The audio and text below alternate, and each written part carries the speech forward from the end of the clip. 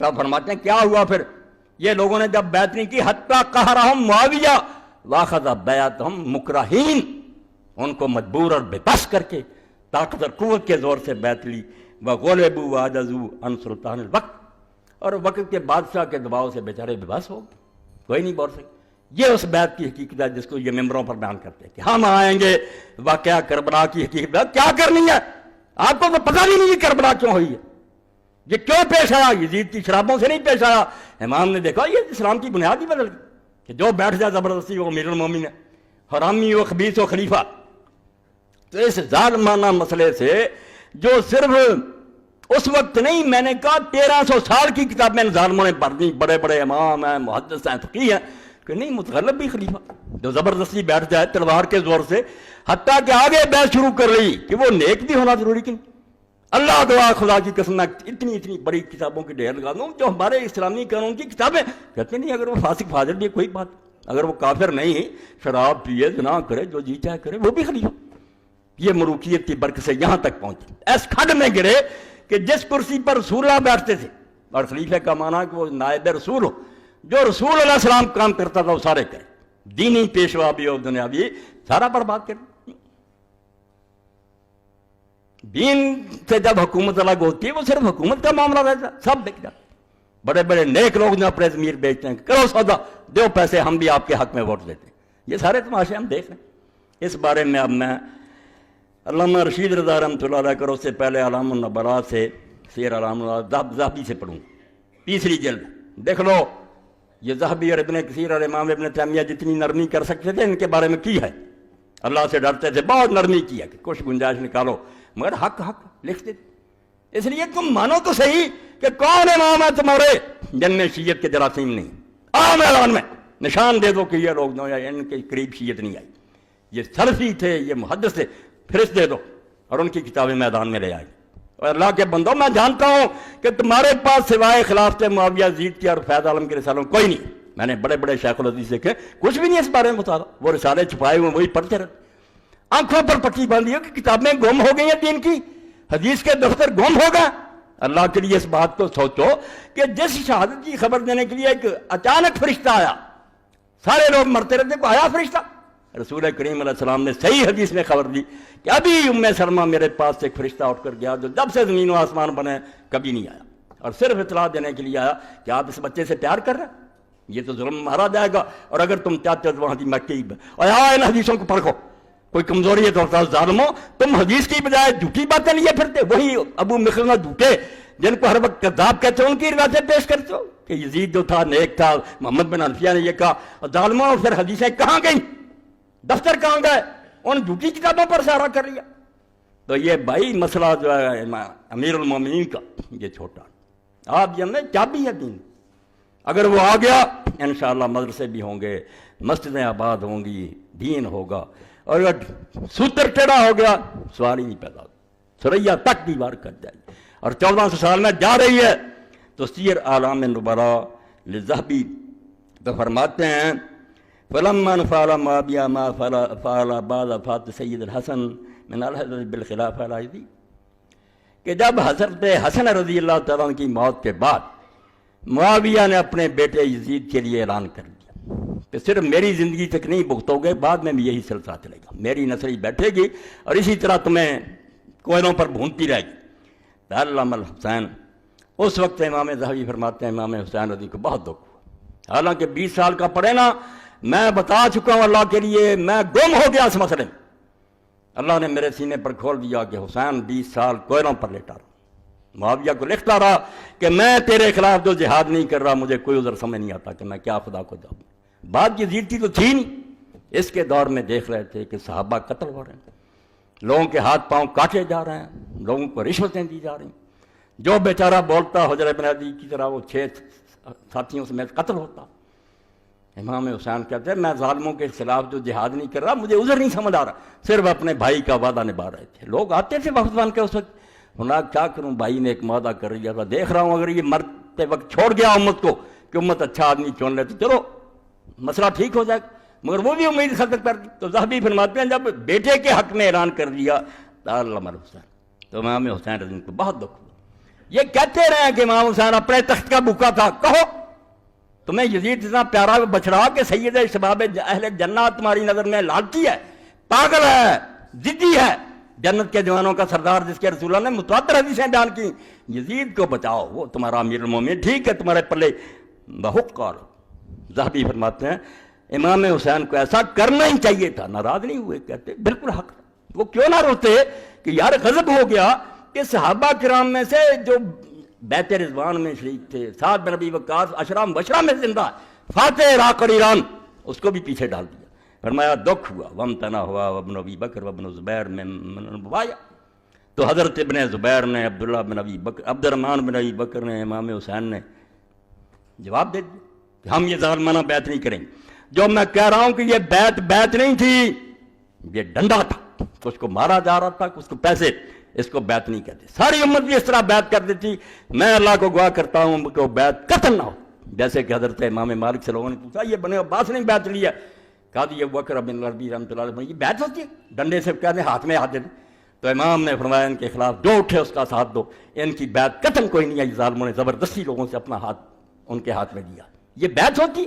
بیعت جس کو کہتے ہیں کوئی کسی کو نہ کہے، منہ سے بھی نہ کہے کہ مجھے بیعت دو، میں خود جا کر کہوں کہ میری نظر میں پسندیدہ، اس کو بیعت کہتے ہیں۔ یہ پیسے بانٹنے لاکھ لاکھ روپیہ اور لوگوں کو پکڑنا مارنا، تو یہاں پھر کیا کہتے ہیں؟ یہ ذہبی ہیں محق الرجال جو راویوں کو پرکھنے کی سوچی ہیں، حتیٰ کہرہم معاویہ واخذ بیعتہم مکرہین۔ یہ جو کہتے ہیں صحابہ میں سے کر رہی، پہلے تو میں نے اعلان کیا کہ سوائے ابن عمر کے دکھائیں جس نے بیعت کی تھی۔ چپ رہنا بیعت ہے؟ اجماع سکوتی کوئی چیز ہے کہ ہم چپ ہیں ظالموں کے خوف سے؟ کون کہے گا کہ اکثریت جو ہے ان ظالموں کے ساتھ؟ بے خاموش، سارے مر نہیں سکتے، خاموش۔ خاموشی سے یہ نتیجہ نکالنا کہ سارے ساتھ ہیں ظالم۔ اگر ہم مسئلوں میں حوالہ دیتے ہیں کہ فلاں موقع پر دین میں یہ تبدیلی، لوگ چپ رہے، کہتے نہیں اجماع سکوتی کوئی ہے، ظالموں سے ڈرتے چپ رہے، یہی اہل حدیث یہاں دلیل بنا لیتے ہیں۔ کون مرتا بھائی؟ 50-60 بوڑھے سے چپ رہے۔ ابن عمر رضی اللہ آخر میں بیعت کی، اور وہی یہ نہیں کہ وہ راضی تھے۔ ارشاد بھی دیکھیں، علیہ السلام شادی فتح اللہ کریں، حضرت ابن عمر بھی سمجھتے تھے کہ ظالم ہے، مگر کہتے بے بسی ہوگی، بیٹھ گیا کیا کرے، کوئی راضی نہیں تھی۔ تو فرماتے ہیں کیا ہوا پھر؟ یہ لوگوں نے جب بیعت نہیں کی، حتیٰ قہرہم معاویہ واخذ بیعتہم مکرہین، ان کو مجبور اور بے بس کر کے طاقت اور قوت کے زور سے بیعت لی۔ وغلبوا وعجزوا عن سلطان الوقت، اور وقت کے بادشاہ کے دباؤ سے بیچارے بے بس ہو گئے، کوئی نہیں بول سکے۔ یہ اس بیعت کی حقیقت ہے جس کو یہ ممبروں پر بیان کرتے ہیں کہ ہم آئیں گے، واقعہ کربلا کی حقیقت کیا کرنی ہے؟ آپ کو تو پتہ بھی نہیں کہ کربلا کیوں ہوئی ہے، یہ کیوں پیش آیا؟ یزید کی شرابوں سے نہیں پیش آیا۔ امام نے دیکھا یہ اسلام کی بنیاد ہی بدل گئی کہ جو بیٹھ جائے زبردستی وہ امیر المومنین ہے، حرامی و خبیث و خلیفہ۔ اب دیکھ رہے ہیں آگے چل کر لکھتے ہیں کہ اگر یہ برا کام نہ شروع ہوتا تو شاید امت بچی۔ امام وَلَيْتَهُ لَمْ يَهْدْ بِالْأَمْرِ إِلَىٰ ابن یزید وَتَرَكَ الْأُمَّةَ مِنْ اخْتِيَارِهِ لَهُمْ، یہ 158 صفحہ تیسری جلد، نرم سے نرم بات۔ ذہبی فرمائے کاش امیر معاویہ اپنے بیٹے کے حق میں وصیت نہ کرتا اور امت کو چھوڑ جاتا کہ وہ اپنی مرضی سے اپنی یہ کچھ چنے، کاش کہتا، کاش ایسا ہو جاتا، پھر بھی شاید بچ جاتے لوگ۔ اور عبداللہ بن عمر جنہوں نے بیعت کی تھی انہوں نے سن لو، اے حوالہ جڑا ہے شاید عام کتاباں جو نہ ملے، بہت ضروری ہے۔ کتنے گیا؟